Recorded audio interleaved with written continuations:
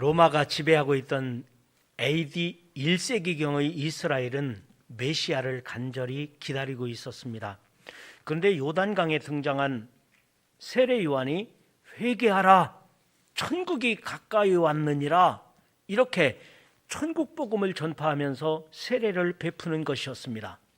그래서 백성들은 저 사람이 메시아인가, 저 사람이 그리스도이신가 이렇게 생각하고 있었습니다. 그런데 세례 요한이 사람들에게 대답합니다. 나는 물로 세례를 베풀거니와 나보다 능력이 많으시니가 오시나니 나는 그의 신발끈을 풀기도 감당하지 못하겠노라. 그는 성령과 불로 세례를 베푸실 것이니라.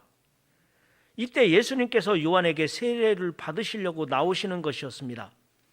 세례를 받으실 때 하늘이 열리고 성령이 비둘기같이 강림하셨습니다. 그리고 하늘로부터 소리가 나기를 너는 내 사랑하는 아들이라, 내가 너를 기뻐하노라, 이런 음성이 들렸던 것입니다. 이때 한편 세례 요한은 헤롯 안티파스, 즉 헤롯 분봉왕이라고 하는 이 헤롯에 의해서 감옥에 갇혀 있었습니다.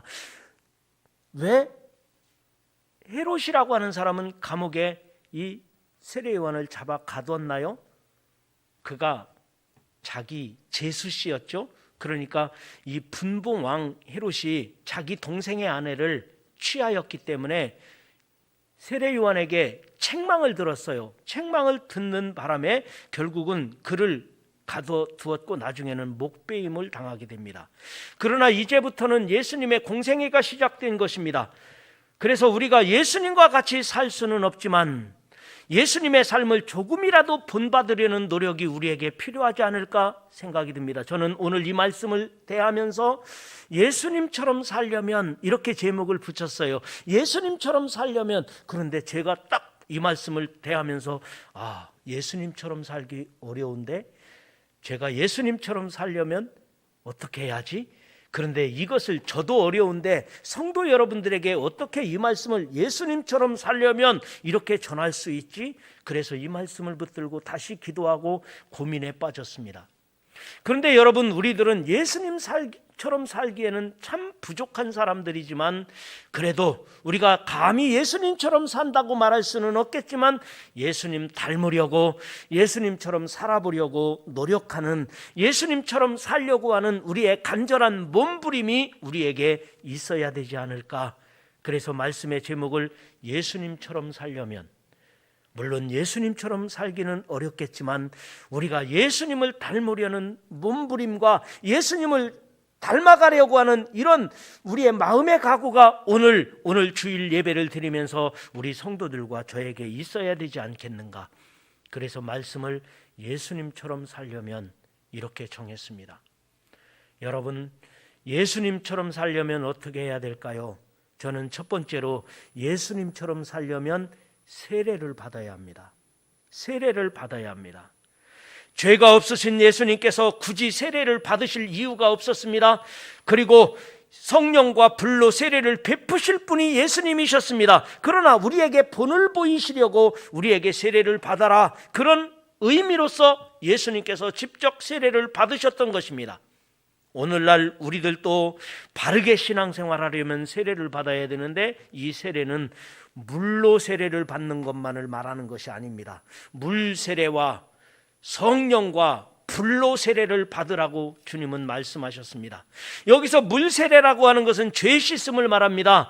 내가 그리스도인이 된다는 증거로서 물 세례가 필요합니다. 그러나 그것만 가지고 내가 구원받았다고 말하기가 어려운 것은 우리가 성령으로 불로 세례를 받아야 됩니다. 이 말은 성령과 불로 세례를 받는다는 말은 체험적인 신앙인 거예요. 내가 하나님을 만난 체험, 내가 주님과 함께 한다고 하는 구원의 확신, 체험적인 신앙을 말하는 거예요. 내가 성령의 체험이 있어야 돼요. 불의 경험이 있어야 된다는 것입니다. 어떤 성도님이 목사님 꿈을 꿨어요. 꿈 꿨는데 꿈 이야기를 하는데 내가 천국에 갔어요. 너무 아름다웠고 그 찬란한 천국의 감동적인 현장에 내가 갔는데 나를 맞아주는 사람이 없어요. 안내하는 사람도 없고요. 그래서 너무 서운했답니다. 그래도 교회 같으면, 교회 가면은 우리 교회에서도 그동안 잘 지냈느냐고, 아니 밥 한 번 같이 먹자고, 그리고 그동안에 어떻게 살았느냐고 서로 친절하게 안내하고, 그렇게 행복한 것이 교회인데, 아니 천국이 뭐 이래 나를 맞이해 주는 사람도 없고, 그렇게 내 마음속에 섭섭한 마음이 생기더래요. 그런데 천사가 딱 나타나더니, 너는 예수 믿은 증거가 없어. 증표가 있어야지. 예수 믿은 증거가 뭐가 있어? 아니 무슨 소리예요? 나 반석교회 7년 다녔는데요. 아니 7년 다니면서 예수 믿은 증거가 뭐야? 증표가 있어야지 그러더라는 거예요. 그러면서 그 천사가 문을 꽝 닫아서 깜짝 놀래가지고 깨났다는 거예요. 깨나서 생각해 보니까 꿈이야. 야, 내가 예수 믿은 증거가 없구나. 내가 7년 반석교회 다녔는데, 반석교회 7년 다니면서 내가 뭐 한 게 아무것도 없는 거예요. 나오다 말다, 예배 드리다 안 드리다, 내가 이렇게 증거가 없는, 증표가 없는 이 신앙생활. 그래서 그 사람이 회개했다는 이야기를 들었습니다. 여러분, 우리는 예수 믿은 증거가 있어야 돼요. 무엇이 증표가 되겠습니까? 그것은 나를 구원하신 예수 그리스도의 십자가의 보혈의 공로입니다. 예수 그리스도의 십자가 보혈의 공로로 내가 구원받았으니, 내가 구원받은 것은 예수님의 십자가 구원의 증표는 그것이에요. 내가 예수 믿음으로 구원받은 겁니다. 예수님이 나를 위해 십자가에서 죽으심으로 내 죄사함을 받은 것입니다. 그것이 증표인데, 그것이 증거가 되는 것인데, 내 믿음의 증거, 내가 구원받은 증거가 예수님의 보혈의 공로로 내가 구원받았는데, 그 증표를 말한다면 저는 세례 받은 거라고 봐요. 세상에서도 표시나는 게 있잖아요. 뭐가? 근데 이 세례는 물 세례만 말하는 게 아니에요. 물로 세례를, 성부와 성자와 성령의 이름으로 세례를 주노라. 물 세례를 받는 것도 중요해요. 그러나 성령 세례를 받아야 돼요. 불 세례를, 예수님께서 주시는 세례는 불과 성령으로 세례를 준다고 말씀하지 않았습니까? 여러분, 저와 여러분이 물 세례도 중요하고 불과 성령으로 받는 성령 체험의 신앙생활이 여러분에게 있으시기를 주님의 이름으로 축원합니다. 그래서 이 말씀을 붙들고 저도 생각해 봤어요. 제가 세례받았던 날이 생각이 나요. 제가 세례받은 날이 생각이 나요. 그날은 1975년 12월 25일 날, 크리스마스 날 저는 학습을 받았습니다. 옛날에는 학습을 받고 6개월이나 1년 후에 학습을 받고 1년이나 6개월 동안 성경 공부를 하고 마음으로 다짐을 한 다음에 세례를 받았잖아요. 그리고는 1977년 5월 8일 날 어버이날이었습니다. 그날 세례를 받았습니다. 제 인생에는 절대적인 전환점의 시간이었습니다. 왜냐하면 제가 청소년 시절에는, 세례받기 전에는 저는 공부를 잘하는 학생이 아니었습니다. 그리고 저는 그렇게 모범적이지가 않았습니다. 그런데 세례받고 나선 달랐었어요. 나는 그리스도인이지, 나는 기독 학생이지, 나는 세례받은 하나님의 자녀지. 내 마음속에서 그 마음이, 청소년 시절에 그 마음이 늘 자리 잡고 있었어요. 그래서 나는 모범적인 그리스도인이 되어야 돼, 성실한 크리스천 학생이 되어야 돼, 이 마음이 제 마음속에 자리 잡고 나서 저 그때부터 공부 잘했습니다. 1등만 했다는 얘기는 아니에요. 그냥 우등생은 아니었어도 모범생이 되었습니다. 그때부터 교회에서도 학생회장을 했고 학교에서도 모범적으로 공부를 하는 그런 모범생으로 살았습니다. 세례받고 나서 저는 그렇게 변화됐던 것입니다.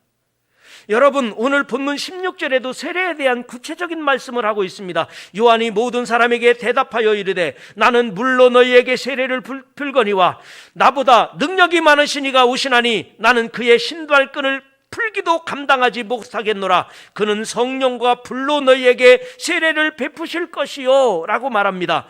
그래서 예수님께서도 세례를 받으셨는데 오늘날 우리들 가운데서도 혹시나 물 세례를 받지 못하신 분이 있다면 기회가 되어 주어지거든 여러분 사모하는 마음을 가지고 있다가 사모하는 마음으로 여러분 물 세례를 받으시기를 주님의 이름으로 부탁드립니다. 그러나 물 세례만 가지고 안 돼요.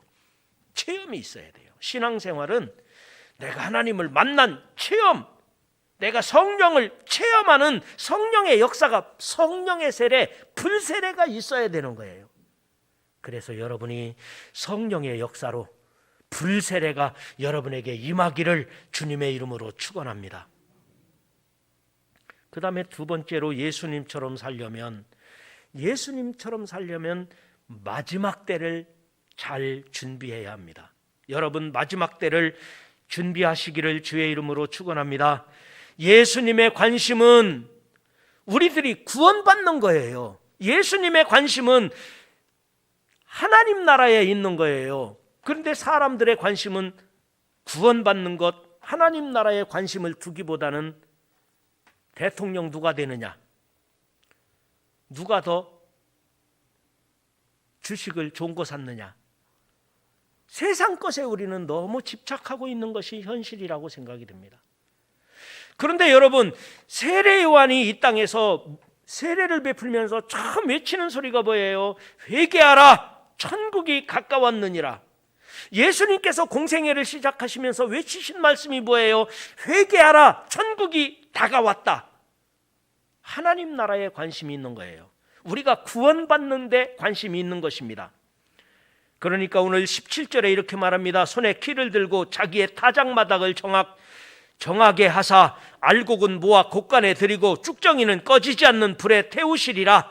즉 인생의 마지막은 누구에게나 다가오고 있습니다. 인생의 마지막이 다가오고 있지만 예수 잘 믿는 사람에게는 마음에 예수 그리스도를 영접하고 십자가의 보혈의 공로를 의지하는 자에게는 구원의 역사가 있지만 교회 다니는지는 몰라도 예수님에 대한 믿음의 확신이 없고 그리고 예수님에 대한 내가 영접한 체험이 없다면 오히려 쭉정이 같은 교인이 될 수 있다는 것입니다. 그래서 오늘 성경에는 분명히 말하기를 손에 키를 들고 자기의 타작마당을 정하게 하사 알곡은 모아 곳간에 들이고 쭉정이는 꺼지지 않는 불에 태우시리라 하신 말씀처럼 우리 중에도 혹시라도 쭉정이 같은 교인이 있을까? 저는 말씀을 준비하며 이 말씀을 전하면서 혹시 우리 중에 쭉정이 같은, 그래서 마지막 날을 준비하지 못하여 마지막 날은 알곡은 모아들이지만 쭉정이는 불에 날아가는, 그래서 쭉정이는 결국에는 불에 태워지는 그런 일은 없어야 되는데, 여러분 예수님의 관심은 천국에 있습니다. 우리가 구원받는 데가 있습니다. 내 인생의 마지막은 예수님의 보혈로 구원받은 거예요. 너무 나는 알곡이 아니면 어쩌지 걱정하지 마세요. 예수님을 믿는 자는 구원을 받으리라. 예수님을 믿는 자는 구원을 받으리라.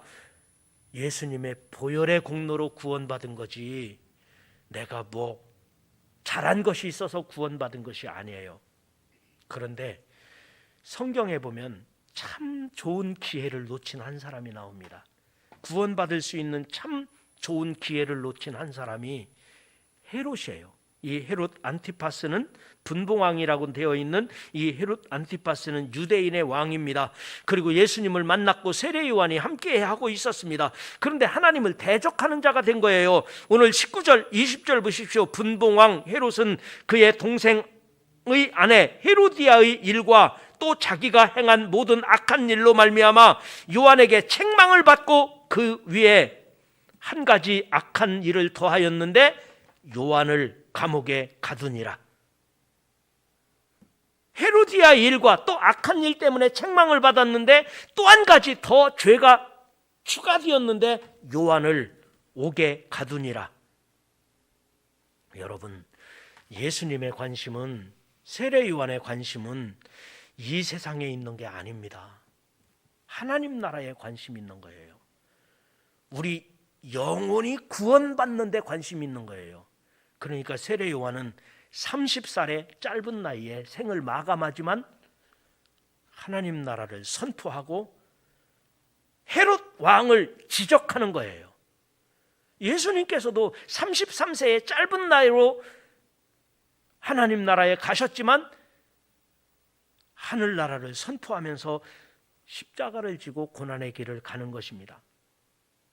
여러분, 저와 여러분의 관심도 하나님 나라에 두고 마지막 날의 심판에 마지막 때를 잘 준비하는 그런 성도 여러분이 되시기를 주님의 이름으로 축원합니다.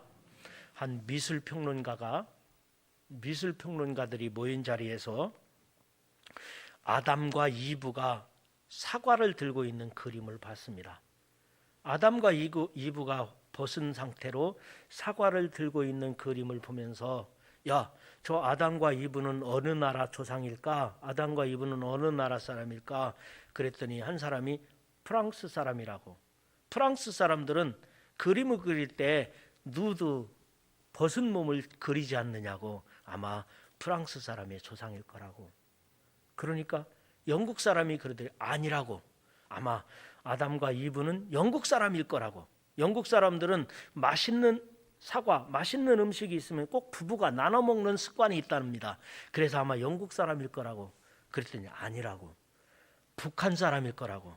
북한 사람들은 헐벗고 먹을 것도 없어서 나눠 먹어야 되는데 헐벗고 먹을 것이 없는데도 자기가 있는 곳이 꼭 천국인 줄 안다고 그랬다는 얘기가 있어요.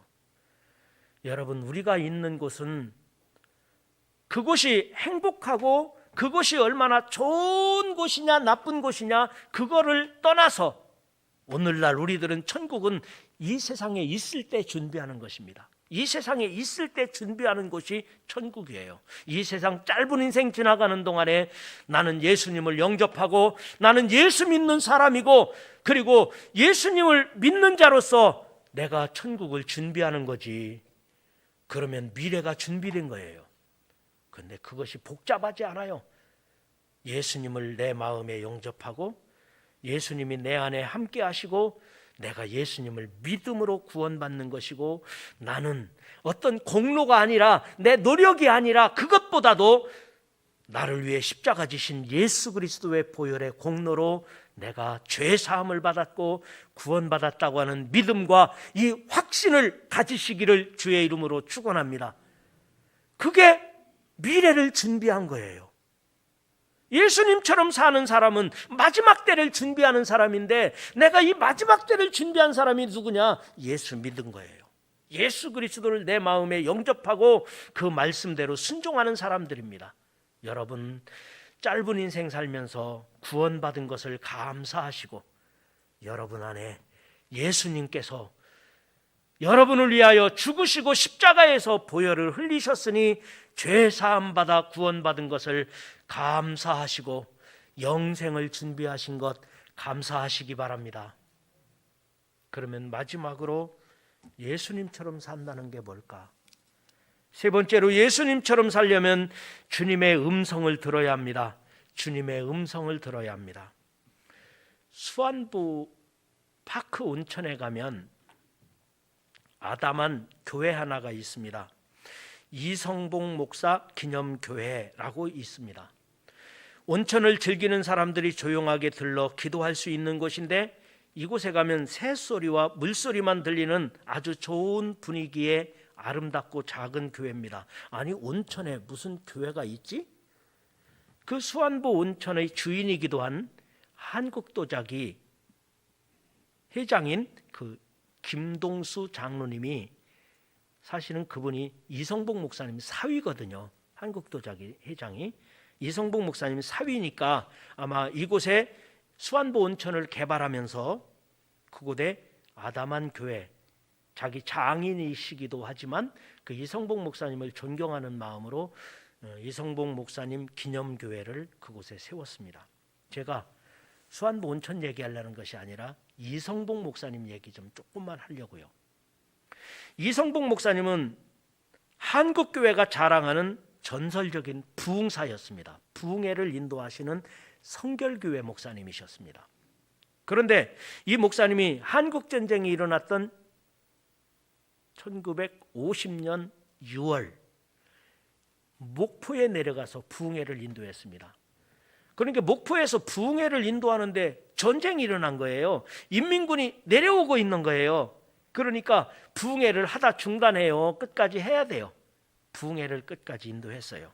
부흥회를 인도하고 올라가려고 하니까 인민군이 이미 다 들어온 거죠. 그래서 결국은 목포에서 인민군에게 붙잡히고 말았습니다.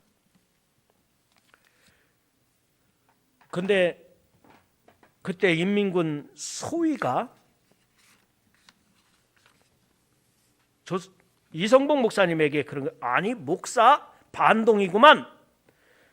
천국 복음을 전했다고? 천국이 정말 있어? 그러면서 막 소리를 지릅니다. 그때 이성복 목사님이 대답을 했습니다. 예, 천국이 내 마음속에 있습니다. 그러니까 이 소위가, 인민군 소위가 화를 내면서 반동 목사 깜빵에 쳐넣어 오늘 밤 내가 직접 직결 심판을 할 거야. 막 그렇게 다그치는 거예요. 그래서 감옥에 갇혔습니다.